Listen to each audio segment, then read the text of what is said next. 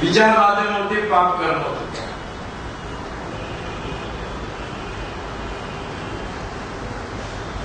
અને 9 મહિને તમે ધીરે ધીરે તમારી ભૂખ ઓછી થતી જશે.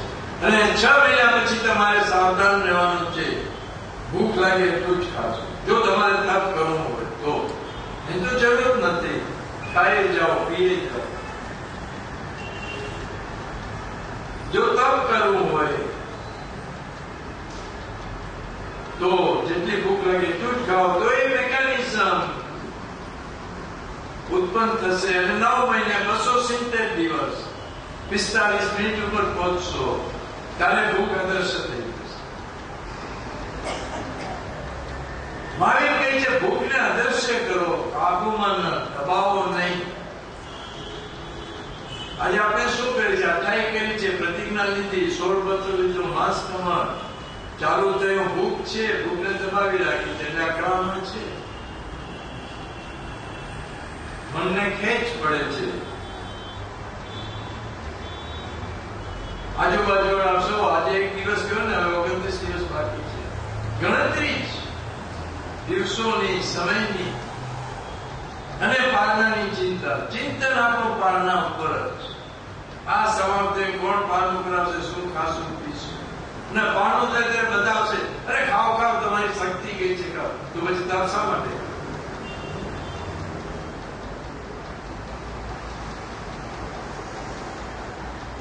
તપસ્વીના હાથ પકડશે, નિરાશા થશે. અરે મહાવીર કહે છે તપ તો શક્તિશાળી માણસ કરી શકે, એને પકડવાની જરૂર નથી. તપસ્વીના મોઢા ઉપર બી ખબર ન પડે કે તપ કરે છે, તો પોતે કે તો જ ખબર પડે, નહીં તો ખબર જ ન પડી જોઈએ કે આના આટલા તપ છે.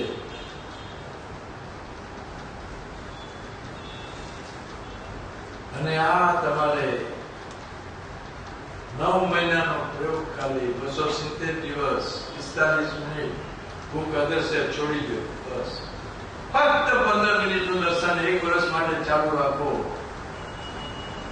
તમારું શરીર સંચિપ અથવા સોલાર ચિપ જેવું થઈ જશે. પછી કાંઈ કરવાની જરૂર નથી. થોડો ઘણો પ્રકાશ તમારા શરીર ઉપર પડશે.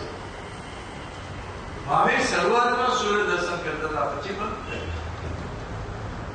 એટલે પછી ચાલુ.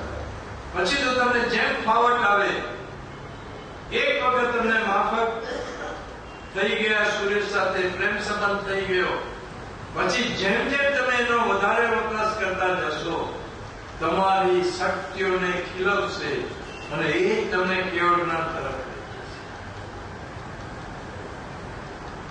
આ મસ્તિષ્ક ખૂટતું જશે. કોઈ તકલીફ જેવું નથી. મેં સાબિત કરી બતાવ્યું. પેલા 211 ઉપવાસ કર્યા, કોઈ પ્રશ્ન. એના પછી 411 ડોક્ટરો, 21 ડોક્ટરો અમદાવાદમાં મને સતત તેમના નિરીક્ષણ નીચે ઇન્ડિયન મેડિકલ એસોસિએશન બી, પછી અમેરિકાએ બોલાવે, 130 દિવસ ભેગો કર્યો. ના બધું શક્ય છે એમ કે છે. અસંખ્ય લોકો મેં કહ્યું છે પાશ્ચાત્ય દેશોમાં આવી રીતે ઉપવાસ કરે છે. સાઉથ અમેરિકામાં તો આપણા કરતા બી સૂર્ય પર વિશ્વાસ વધારે છે. ત્યાંની જે કરન્સી છે, નોટો છે, એ બી સૂર્યના નામે છે. આપણે તો કાંઈ નથી લોકોના વિશ્વાસ પાસે. એટલે ત્યાં એટલા બધા પિરામિડ ને બધા છે. પિરામિડ ના કારણ શું છે? બધી સૂર્યને આધારિત હેલ્થ ક્લિનિક્સ.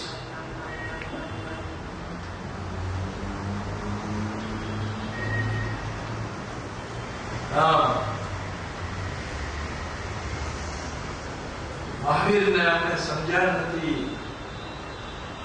ફટ એને કહી દઈએ, અરે મહાવીરે તો 180 ઉપવાસ જ કર્યા, બીજા કોઈને અધિકાર જ નથી કરવો. મહાવીર એવું કઈ નથી કે તો અનેકાંતવાદનો સિદ્ધાંત તમારો ખોટો થઈ જાય. હું કહું કે આમ કરવાનું જ નથી, બીજો કોઈ મારા જેવો ન જ થઈ શકે, તો અનેકાંતવાદનો સિદ્ધાંત ખોટો. અને મહાવીરે 180 જ ઉપવાસ વધારેમાં વધારે કરે એમ કહીને આપણે મોટામાં મોટી અસાધના કરી છે, એને નાનો બનાવી. જે વ્યક્તિ ઋષભદેવ પેલા તીર્થંકરના વખતમાં જે મરીચી નામેના પૌત્ર હતા ત્યારે નક્કી હતું કે આ તીર્થંકર આબોમાં થવાના છે. હવે શું એ શક્તિશાળી વ્યક્તિ 180 દિવસના ઉપવાસ કરી શકે? એનો પછાણ જુઓ.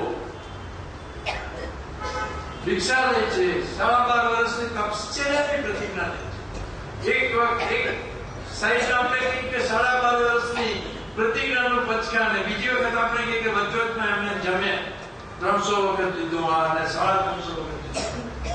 કેટલી મોટી આશા. હકીકતમાં તો મહાવીરના સડક ઉપવાસ, પાણી વગરથી, નિંદ્રા વગર, આહાર વગર, વિશ્રામ વગર 4411 એટલે 12.5 વર્ષ, 352-53 દિવસનો વર્ષ. અને એટલે પુરાવા રૂપે એમણે પહેલા દિવસે કેવળ જ્ઞાન પછી 11 ગણધર ને 4400 બીજા એમ 4411 નો સ્વીકાર કર્યો. લાખો નો સ્વીકાર કરી શકતા હતા, કેમ ન કર્યો? આ એક પુરાવો કે આટલા ઉપવાસ, આ એમની તપસ્યા.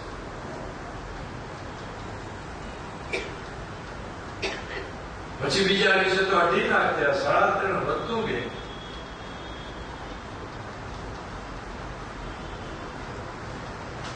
મહાવીરને મોટો બનાવવાના બદલે આપણે એને જુદી રીતે સમજીને જુદી રીતે લોકોને સમજાવીએ છીએ, અને એના કારણે આપણો ધર્મ વિકસિત નથી થતો. આપણે અભિમાન લઈએ છીએ જૈન ધર્મમાં વિજ્ઞાન છે, વિજ્ઞાન છે, પણ શું વિજ્ઞાન છે તો બીજાને સમજાવો તો જ લોકો સ્વીકારશે. લોકો સ્વીકારવા તૈયાર છે. હું વિશ્વમાં ફરું છું, કોઈને નથી કહેતો કે તમને મારે જૈન કરવા છે. મારો ધ્યેય છે બધા જૈન થઈ જાય, તો કેવા જાઉં તો અડાવો પડે. બને છે કે નહીં એ જોવાનું છે. ને જૈન નો અર્થ શું? અપરિગ્રહ.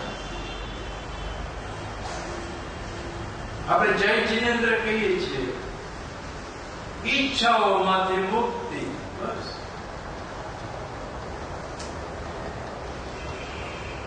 તમે જેટલી ઈચ્છાઓ ઓછી કરશે એટલી તમે બીજા માટે ફાયદારૂપ છો. તમે પકડવા જાઓ છો એટલે બીજાનું જૂટવાય છે. પકડવામાં મજા નથી, છોડવામાં આનંદ છે.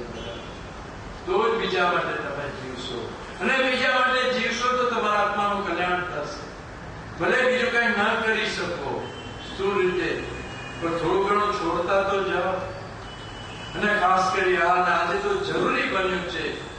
ભાવો કેટલા બધા વધે છે, આહારની માત્રાઓ ઓછી છે, અને આહાર થકી જ રોગો છે, અને જેટલું ખાય છે એટલું જરૂરી બી નથી.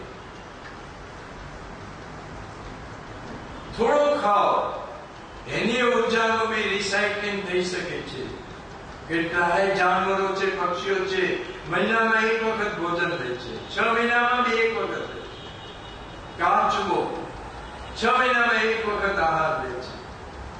એ જ શક્તિનો પુનઃસંચાર કરે છે, છતાં કેટલો શક્તિશાળી છે. અને એના કારણે એની શ્વાસની જે ક્રિયા છે એ 1 મિનિટમાં 3 વખત છે. એટલે 1000 વર્ષ જીવે છે. આપણે શ્વાસોચ્છ્વાસ અને પ્રાણાયામ બધા પ્રયત્નો કરીએ છીએ, પણ 15 થી નીચે આપણા શ્વાસ કોઈ દિવસ જતા નથી. લગભગ માણસોના શ્વાસ મિનિટમાં 20 જ. તણાવ, ખાવાનું ખાઓ એટલે શ્વાસ વધે, તણાવ હોય તો શ્વાસની ગતિ વધે, અને શ્વાસની ગતિ ઓછી થશે તો બી વાયુ કઈ જીવો બી બચશે.